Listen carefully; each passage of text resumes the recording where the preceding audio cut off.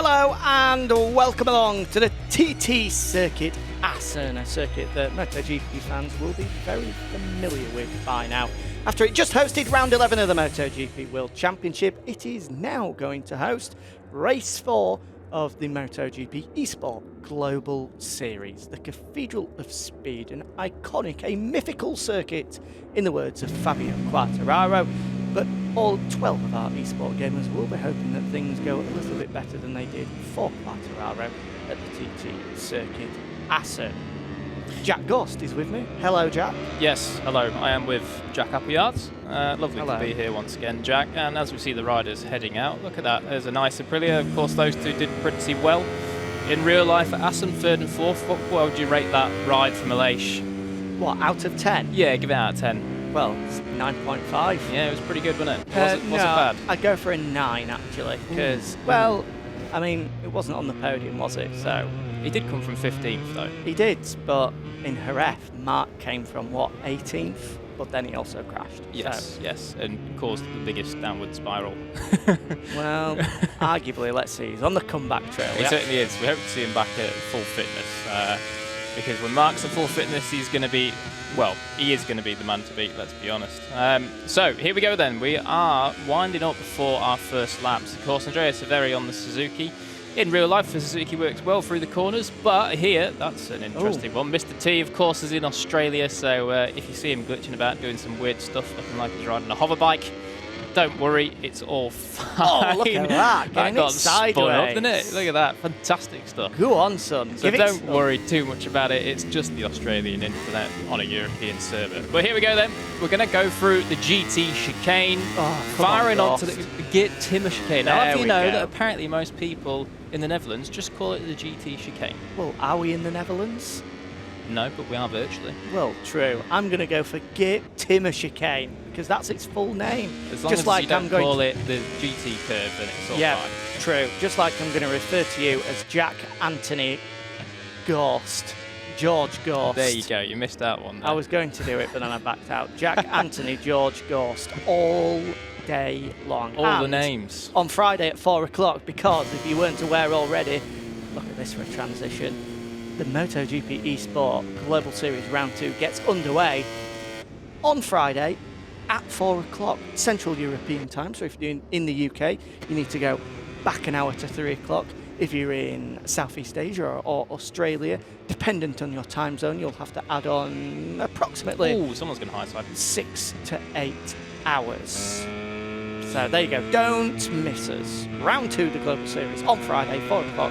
Myself and Jack Anthony George Gorst will be bringing you the action. Races from Le Mans. Qualifying took place earlier for that one. You'll be able to find that on MotoGP Esports YouTube channel and MotoGP Esports website.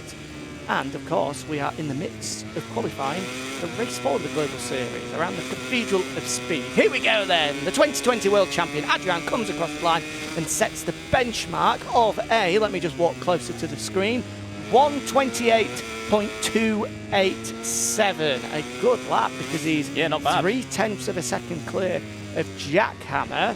And who else is going to come across the line?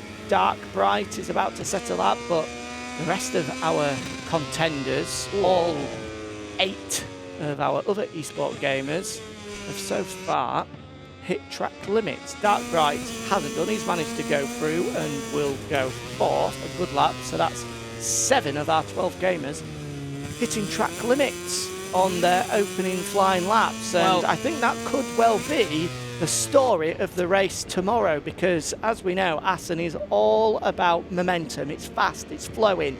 There are lots of places where you have to use all of the track because it is fairly narrow as well. So these guys have to be super precise. They're normally extremely precise, but this circuit in particular will really put that to the test. Yeah, it certainly will. Assen, as you say, very narrow, also very fast. It's not quite as fast as the old layout there used to be in 2005, prior I believe it was, but certainly still the current layout is one of the fastest and most flowing tracks that we go to, and it's still one that the riders love. But, as you say, it makes it extremely tricky, particularly as they come through here. This is one of the fastest parts of the course. You flick, and that horrible little flick is their 5th, 6th gear, like almost at the top of the revs. and then they have to get it buried back down 3 gears through the left, and then they get it all the way up here into the Timber chicane. It's certainly one of the ones that tests the riders quite a lot.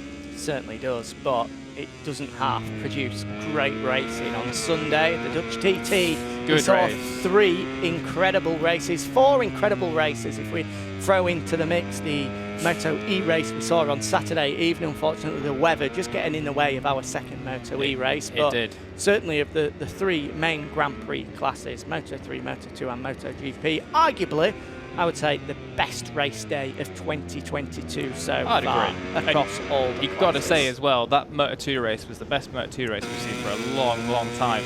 So if you didn't quite catch it last Sunday, make sure you do go back and rewatch Moto 2. And if you didn't catch MotoGP or Moto 3 either, make sure you go rewatch them, because they were classics indeed. Here's Adrian then. We just saw him flicking it right into Rusken Hook at the end of the Wien Schlang. We're now in towards, where are we here? Making Second our way. coming out of. We are on our way down to the boat. We'll flick left here, and then he'll have to then flick it right from Mandeveen and Duikersloot, and suddenly in that second half of the lap, that in particular is where it's all about trying to carry as much corner speed as you possibly can, building all the way through eventually to the get Timber chicane. So half of the session pretty much done, and it's still Adrian that leads the way. Christian MM17, his brother, was able to cut his advantage down though, 69 thousandths of a second, splitting the Montenegros first and second at the moment. We're still awaiting for laps to come in from Trastevere, from Severi, from Galigna, from Ricciuti, Tatigo, Mr. T as well. So there's a lot to come still in this qualifying session. Here's Piero Ricciuti, the factory Ducati man. He should be posting a lap here if he can get it right through the get Timber chicane. Here he is, right, left, and right once more. And it looks all good to me. He'll come across the line and go third. Good lap from Very good lap. Ricciuti. Yeah, nice banker there for Piero Ricciuti. Now we see Davide Galigna coming across the line. Hopefully he's going to get a solid banker in as well. And he does. 6th place, that would do nicely. Half a second off. And around Assen, that's really not too bad indeed. So certainly plenty of room for improvement there. Oh, now here we go. This is the first little bit of spice we've had in the session. Trastevere then is red through the first split. And we're going to be approaching the second split very soon. Oh, that's close for Andrea Severi. 35 thousandths off Adrian. So the whole front row is covered by less than just 0.07 of a second. Here's Trastevere then, halfway round the TT circuit Assen. We flick back to Jack Hammer, and for good reason as well, because the Brit is on course for pole position here.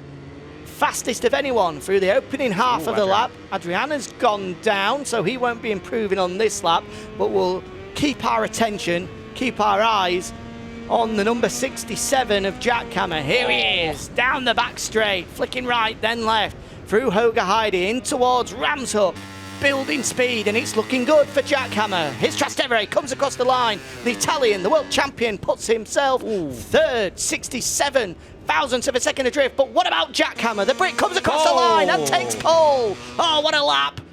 A 10th of a second clear of Adrian.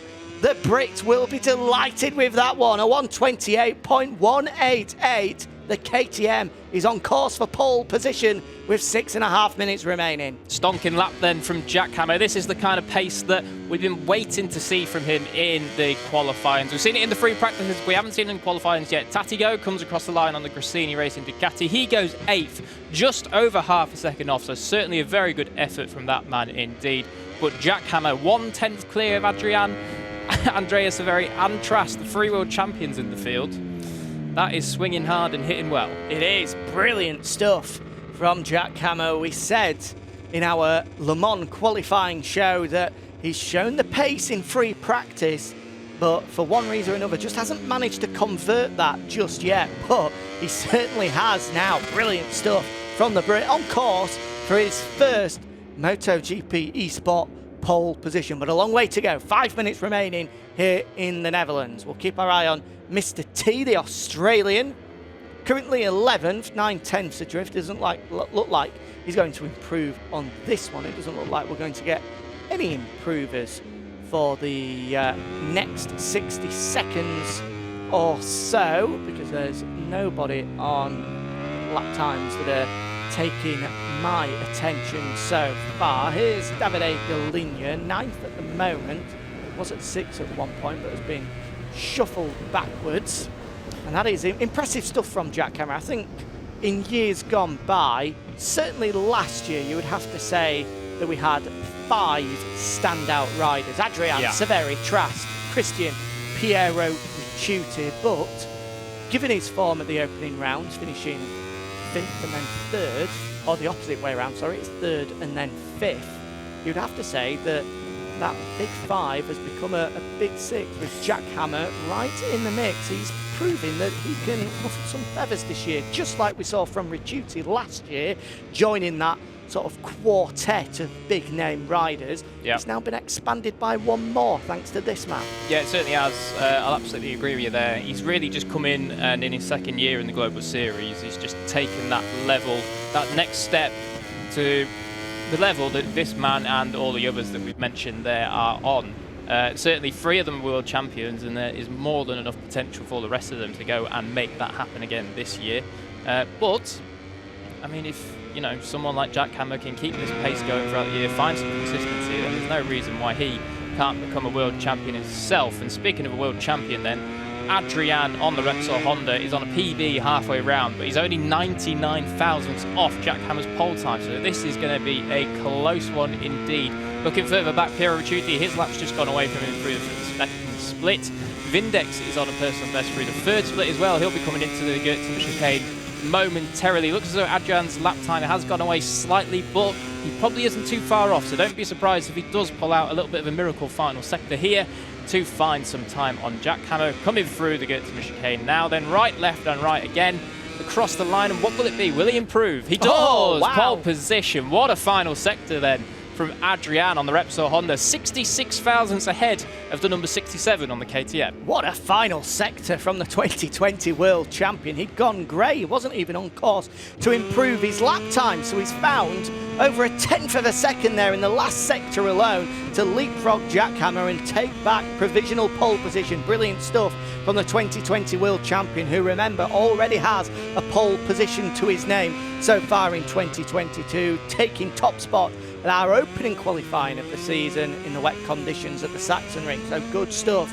from the Repsol Honda man. There goes Dark Bright across the line. He improves to 9th, but we're going to look further down the track because at the moment, Jack Hammer, Severi and Trastevere are all on course to take pole position, but it can only be one of them. Who will it be? 2.5 minutes remaining. The fight for pole position at Assen is coming down to this. So here we go then. Andrea Severi has the perfect target in front of him. Trastevere, who is on a potential pole position lap himself, has Andrea Severi just behind him, who's slightly slower than the pole position lap time. But as we see Adrian do just a minute or 2 ago, if you nail this final sector, you can find some time. Trastevere then, the 3-time champion, the man that is Mr. GP, Mr. MotoGP eSport, comes across the line. Can he claim pole position? No, he can't. It's 1 thousandths ahead of Jack Hammer, and Andrea Severi comes across the line, actually level with Jack Hammer, who himself now comes across the line. It was track limits. He's in that final sector. He'd somewhere, we're not sure because he wasn't on camera, had clipped the green, so that lap went away. So now instead our attention flicks back to this man, Christian MM17, into the final sector himself. He's on course for pole position, but the front end folds through Ram's Hook, and the LCR man will not be taking top spot away from his brother with that lap. Just over a minute remaining. He's going to keep going, and he's going to get one more shot at it. Unlike Jack Hammer, who's gone grey through the first sector, Severi's gone grey through sectors 1 and 2, so it looks like their charges are over. Trastevere's exceeded track limit, so it looks like his charge is over. I think... Incredible. That might be that. That might be it. And look at the time gaps that we've got. 0.065 of a second back to Trastevere, and then Jack Hammer and Andrea Severi are both on the exact same lap time, just 1 thousandth off Trastevere in front of them. That is quite incredible. That's literally ridiculous. So it could not get any closer for those guys in 2nd, 3rd and 4th. And even down the field, it's only, what is it? It's 3/4 of a second covering the entire 12 riders that we've got here for the Global Series here in Assen, and that is quite something around such a difficult track. Certainly is. Let's keep our eyes down on Vindex here, because with just over 10 seconds remaining. He's the only man on track that's going to improve, it looks like anyway. Into the final sector comes the Italian, 7th at the moment, just over half a second adrift. He needs to find at least a quarter of a second if he wants to bump himself up onto the front row, and he does. Great lap. So Piero Ricciuti, the wild child, demoted down to the 3rd row of the grid. Vindex steals 5th spot. Here's Davide Galina. Can he manage to find himself on the front 2 rows of the grid? The fight for pole position is done. That's for certain. Adrian will be flying from pole at the Dutch TT when it gets underway on Friday, ahead of Trast and Jack Hammer. With row 2 of the grid at the moment, Severi, Vindex and Christian. But this man here, Davide Galina, will be hoping to join them, but he will not. 4th row of the grid it will be for the Italian. Crash. It is a big one. You don't want to go down there. Huge crash. That RSGP is going to need a wheelbarrow to take it back in. I think I remember that Michael van der Mark did something similar there last year at World Superbike, and yeah, he completely destroyed his BMW. But anyway, then it looks as though that is going to be it, and it is going to be Adrian on pole. Big wheelie there from Trastevere, because he knows that he's done the job that he needs to. Get on that front row, that's all you need to do in MotoGP eSport. And speaking of the front row, we'll hopefully see them now. The race directors just approving the final results, checking that no one had any cancelled laps. And there you go then, it's confirmed. Adrian on pole position from Trastevere and Andrea Severi. Our 3 world champions on the front. It couldn't get any better than that. But watch out for Jack Hammer. He is going to be in the mix in the race from Vindex and Christian on the 2nd row of the grid. Piero Ricciuti, he's got work to do from 7th. Look at that, only 3 tenths back and he's 7th on the grid. Quite incredible, that is. Dark Bright and Tati Go complete the 3rd row of the grid. From Davide Galina, who had that huge high side coming down into the final sector there, and Mr. T and Spadalongo rounding us out on the VR46 Ducati. So that is it then. That's your grid for race 4 of the 2022 Global Series here in Assen.